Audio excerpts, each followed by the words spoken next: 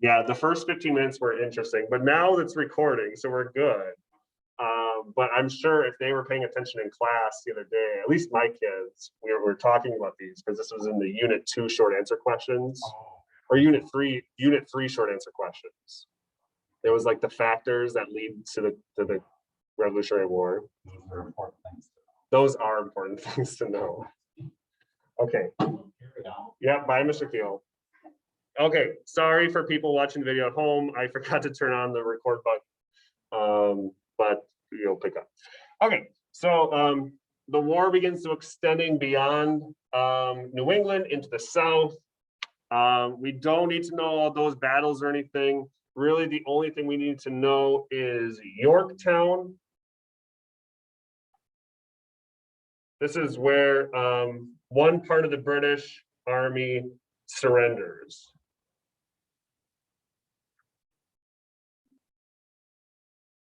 By this time, the British back home are kind of sick of this war. It's been going on for so long. It's been so expensive and so many people have been killed. They're just ready for this war to be over. And so they say, okay, yeah, we're just done with the war. Even though they have like still 20,000 troops still in America that they could still use to fight. They're just like, no, we're just done. So we get lucky. So the British supposedly will leave, and then that leads to the Treaty of Paris, one of the many.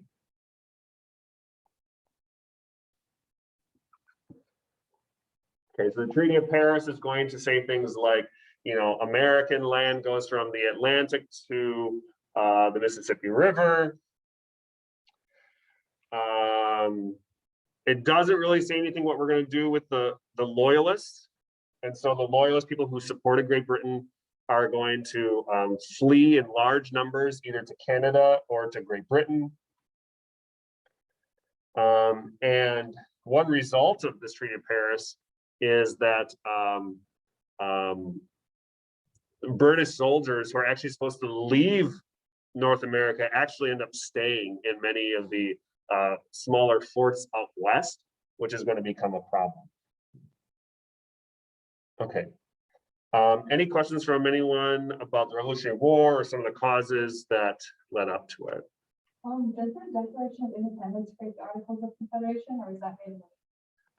Well, they're made the same year, but there were two separate documents. So that's how we're going to start this next section.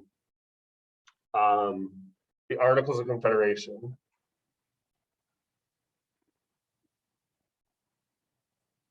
So technically, the Articles of Confederation is a wartime document.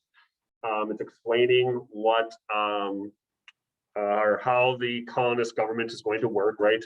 They said, okay, we've declared independence. Now this is how we're actually going to govern.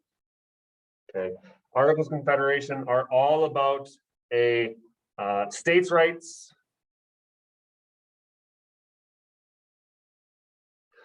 a small central government, not a very powerful central government. So they do things like they make it very difficult to change the Articles of Confederation. In order to add an amendment, you have to have a unanimous vote in the Congress. All the states need to agree on any changes, which is, I mean, if you follow politics today, that's like impossible. And even to get major laws passed, you have to have a super majority, over 50% of votes agree on something, which if you follow politics today, that's even seeming impossible sometimes. Okay, so it's very difficult to change things. Under the Articles of Confederation, the federal government doesn't really do very much inside the United States. They're not really involved in domestic politics. The national government is more focused on foreign affairs. So if we got into a war with another country, it'd be the national government who would, figure out that war. It wouldn't be the state of Virginia versus Spain. But that means that states can kind of do what they want. They have their own plan, their own policies. So there's a lot of problems that come with the Articles of Confederation. One positive thing that usually historians point out about it is the system under the Northwest Territories. Or the Northwest Ordinance Act. Okay, it's a law that basically created the Northwest Territories and said, okay, if a territory wants to become a state, they have to do this and this and this. And they say, okay, we're not going to have the system of slavery in the Northwest Territories.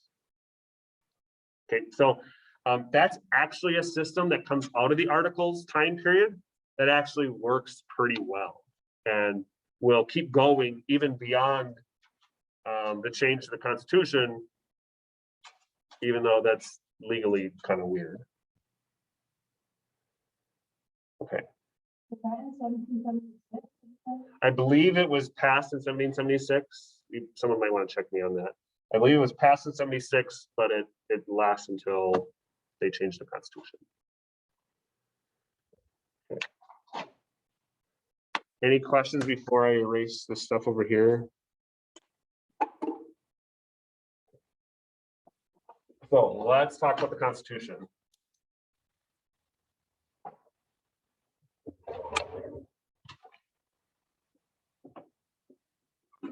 As my answer to that. That's not my Constitution.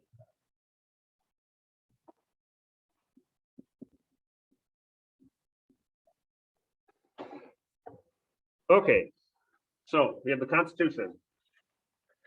So it's really kind of starting to be very evident that the Articles aren't working after things like the Whiskey Rebellion.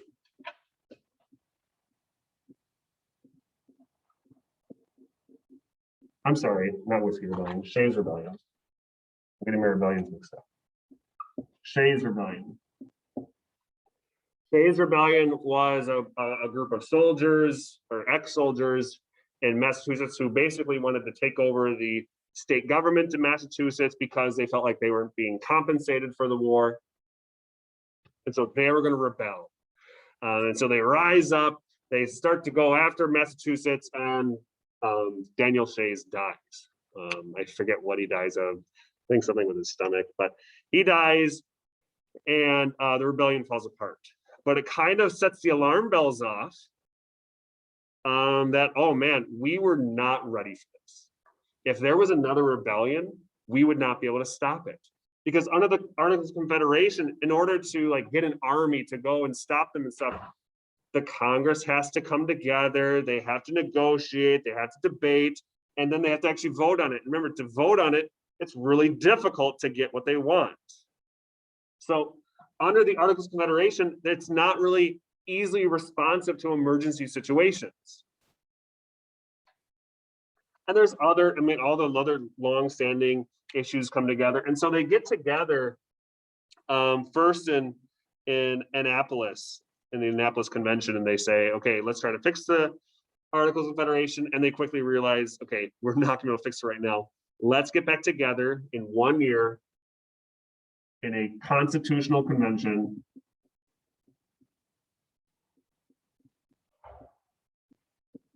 in Philadelphia a year from now, and let's figure this out. Let's hash this out. And so when they get there, they quickly just like put the Articles of Confederation aside and say, let's restart this. And a lot of it is negotiation and debating. Some people saying, no, I like the Articles of Confederation, I want to keep it. And others saying, no, we need to change it completely. And so we have kind of two factions during this time period. They're not political parties yet. They're not very organized. This is kind of people who agree with each other. You have the Federalists, who want a strong central government, and the Anti-Federalists, who want a weak federal government. So we have these two sides pulling at each other. They come up with, okay, I'm going through this really quickly, but they come up with the Great Compromise that specifically starts talking about representation. Because the more representation you have in Congress, the more power you have in Congress. And so that means they're going to create a Senate that has 2 seats per state.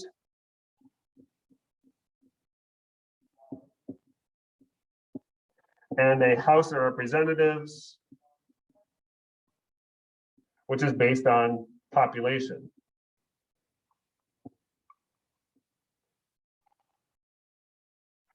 Okay, so this is a compromise. Instead of having one branch or one House of Congress, there's going to be 2. Okay, 2 equal branches or 2 equal houses. Also out of the Constitution, we have the 3/5 compromise. When they're figuring out the population of the House of Representatives and how much power they have, one thing they have to figure out is what's going to happen when we count enslaved people. Because Virginia has a very high population of enslaved people. So how are they going to be counted? Are they going to be counted? Virginia says, yeah, they should be counted. They are living in our state, so they should be counted, which is kind of weird because they've enslaved them. They don't treat them as people. They don't give them the rights of people, but they want them to be counted in Congress. Why would they want them to be counted? So they have more power. Okay, so they're using the numbers of enslaved people for their own power. Whereas the states in the North are saying, no, you shouldn't count them at all because you don't even treat them as people. So, you know, when people hear 3/5 compromise, you know, I think the first reaction is you're not treating them like people, but it's kind of a weird situation because the states where slaves are didn't treat them like that and were trying to use their numbers to keep slavery around longer. So it's a weird situation they have here with the 3/5 compromise. Okay, regardless of numbers and everything, we still know that enslaved people have their rights taken away from them, are not treated like people, are not treated like citizens.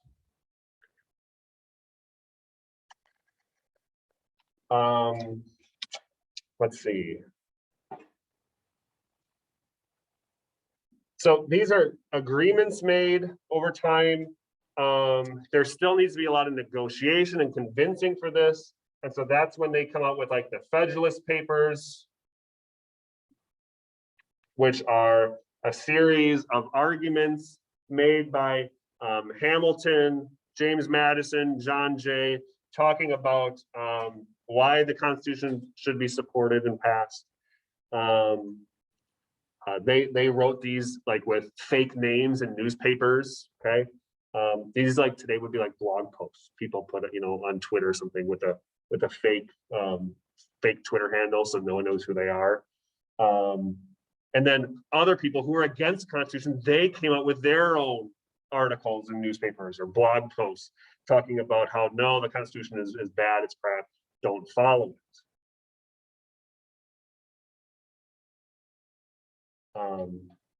But even with the Federalist Papers, even with concessions, there's a lot of people, anti-federalists, who just did not support the Constitution. And so what they would do is they'd vote on, like, should we do this? And the vote would go no. And then they'd be like, oh, okay, yeah, the vote's done. And all the anti-federalists who are against the Constitution went home. They'd say, okay, well, let's vote again. And they voted again and it passed. So I guess if the vote doesn't go your way, fix the vote till it works. So the Constitution is passed, it's adopted, and we have now the effects of it afterwards, including we have a President Washington, which was pretty much a foregone conclusion that he would be our leader. There was even some questions when they were figuring out the Constitution. Should Washington be given a monarchy? Should he be a king? And he denied that.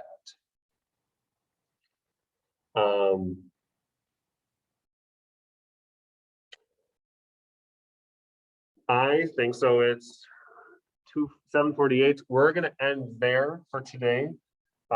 Tomorrow morning when I come back, I will start with the new nation time period. So like, what is Hamilton and Jefferson's plan for our new nation?